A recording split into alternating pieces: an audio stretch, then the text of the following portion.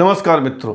Corona के इस भयावह दौर में दो कार्यक्रम डरा रहे थे बुरी तरह। एक तो हरिद्वार में चल रहा कुंभ और दूसरा पश्चिम बंगाल में नेताओं की बड़ी बड़ी रैलियां।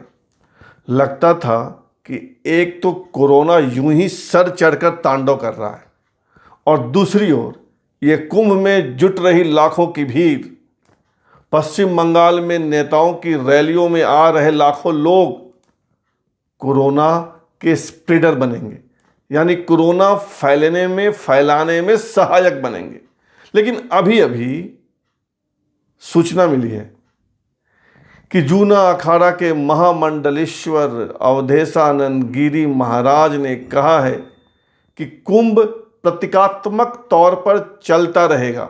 वैसे यह मान लिया जाए कि कुंभ समाप्त हो गया। यह एक अच्छी सूचना है।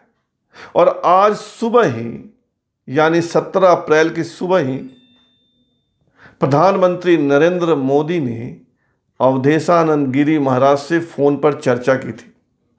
उन्होंने अवधेशानंद जी से कोरोना पीड़ित साधु संतों का हालचाल पूछा था। कोरोना से बीमार साधुओं की स्थिति जानी थी और साथ ही आग्रह किया था कि अगर कुंभ प्रतीकात्मक तौर पर चले तो ज़्यादा बेहतर होगा और इससे कोरोना से लड़ने में सहूलियत होगी। अवधेशानंद गिरी जी ने साधु संतों से और विभिन्न अखाड़ों के प्रमुखों से बात की और उन्होंने घोषणा कर दी है कि कुंभ को समाप्त मान लिया जाए। प्रतीकात्मक तौर पर हालांकि कुंभ चलता रहेगा। आगे जो भी स्नान होंगे, शाही स्नान होंगे, उसमें भी विभिन्न अखाड़ों के प्रतिनिधि शामिल होंगे। भीड़ बहुत ज़्यादा नहीं होगी। यह बहुत अच्छी सूचना है। वैसे तो कुंभ जनवरी माह में ही प्रारंभ होना था, लेकिन प्रारंभ हुआ अप्रैल में और यह विलंब हुआ कोरोना के कारण। 15 अप्रैल होते होते देश के विभिन्न भागों से कुंभ को समाप्त करने की मांग होने लगी।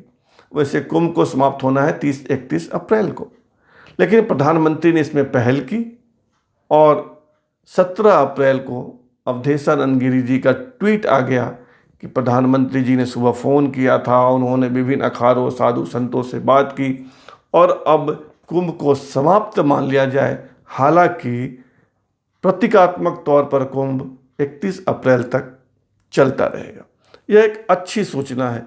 लेकिन पश्चिम बंगाल में नेता नहीं मान रहे हैं।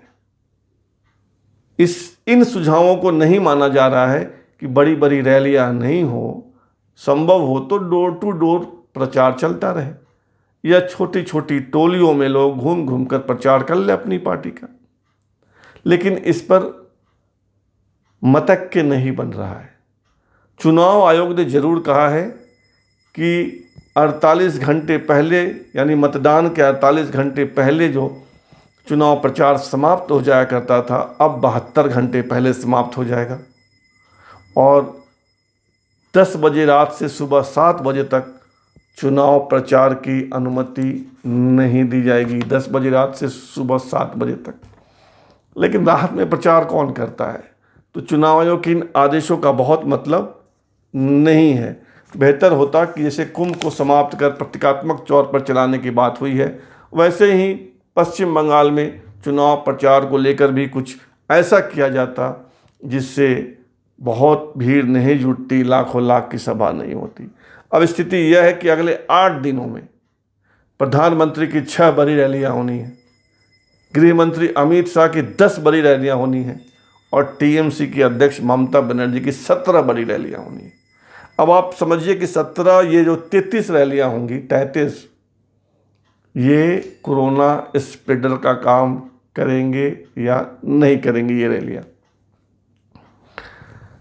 ये सत्ताधारी ये जो दल हैं, ये जो राजनीतिक दल हैं, सत्ताधारी क्यों कहें, ये अपने फायदे के आगे जनता का हित भूल जाते हैं।